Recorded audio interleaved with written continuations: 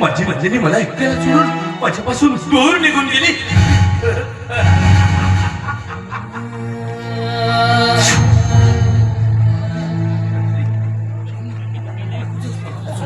मी तुझ्याशिवाय नाही राहू शकत. मी कसं जगू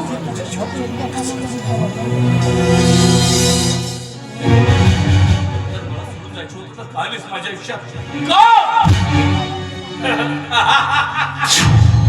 मी तुला एकटीला नाही जाऊ देणार ना.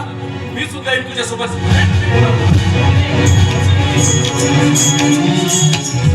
अरे काय रे, कुठे निघाला तू?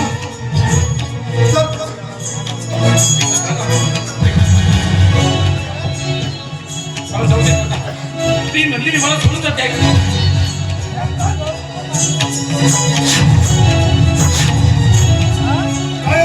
कुठे भरत बसतो? ती नंदिनी मला सोडून जाते. सोड मला, जाऊ दे तिच्याकडे. तू दिवसा नवऱ्या स्वप्न बघतोस?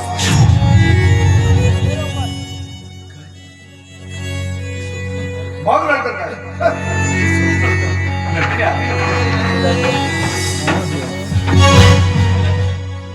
बोलतोयस माझ्याशी? स्वप्न बघतो काय? नंदिनी आली होती, इथं उभी होती, इथून मला सोडली. ती बघ, ती जाते.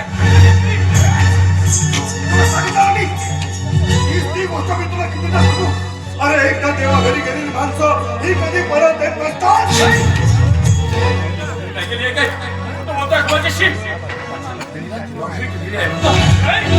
जीव घेईन तुझा. हो, हे माझा जीव घे, नाहीतरी हे माझं जीवन फक्त तुझ्याच कामी खातो. घे, जीव घे माझा.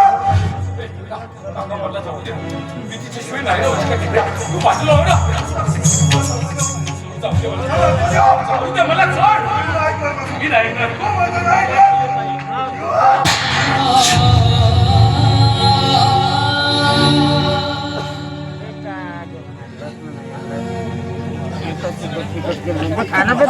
होय, मारलंय मी तुला. या घरला जरी मी नोकर असेल ना, तरी तुझ्यावरती माझा तेवढा अधिकार आहे.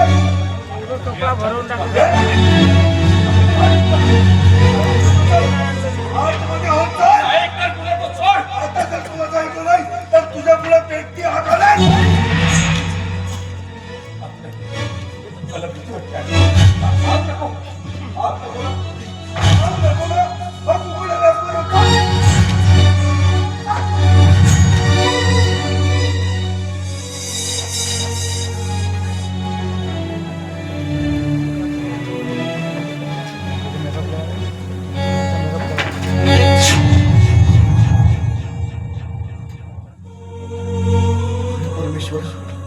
हे काय घडलं माझ्या हातून? अगदी कोवळ्या वयात माईच्या ममतेला पारखा झालेल्या ह्या बाळाला मी माझ्या या हाताने वाढवलं आणि आज याच हाताने मला त्याच्या गालावरती मारावं लागलं का रे परमेश्वरा? अरे पण मी तरी काय करू रे? काय करू मी? याला कुठपर्यंत समजावून सांगू की तुझी पत्नी अंगावरची हळद सुकण्याआधीच आगीच्या ज्वालेमध्ये जळून खाक झाली मला. परमेश्वरा, अरे मी याचा वेडेपण दूर करण्यासाठी माझ्या प्रयत्नाची पराकाष्ठा करतो रे, परंतु मला कळून चुकलाय देवा. मला कळून चुकलाय की जे प्रेम, जी माया, जी ममता एक पत्नी देऊ शकते ना, ते दुसरं कोणीही देऊ शकत नाही.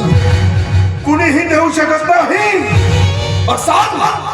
सांग परमेश्वरा, तू सांग, कोणी याच्या आयुष्यामध्ये याचे वेडेपण दूर करायला? कोण करेल ह्याची सेवा आणि कोण बनेल रे ह्याची सौभाग्यवती? सांग परमेश्वर, सांग, कोण बनेल ह्याची सौभाग्यवती? कोण?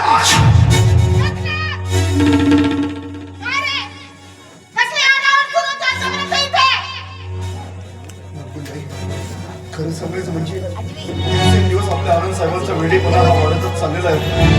माझी विनंती आहे, तुम्हाला काहीतरी उपाय करा.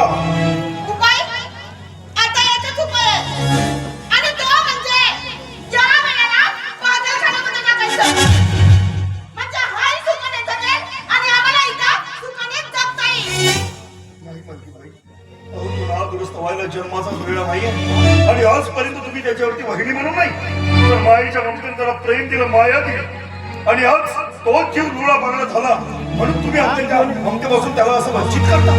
माया माया करायचं ते कुठलं त्याला काही मर्यादा असतात आणि तसंही नाताना ही त्याची बहिणी आहे बायको नाही त्याच्यावर माया करत बसायला. आणि तुला तर माहित आहे तो सुधारणेच्या पलीकडे गेलाय तेव्हा मला सांग रोज बरे त्याला कोण आहे. बाई, मला असं वाटतं की एखादी प्रेमळ आणि सोजवळ मुलगी जर त्यांच्या आयुष्यामध्ये येत असेल तर कदाचित ते बरे होतील.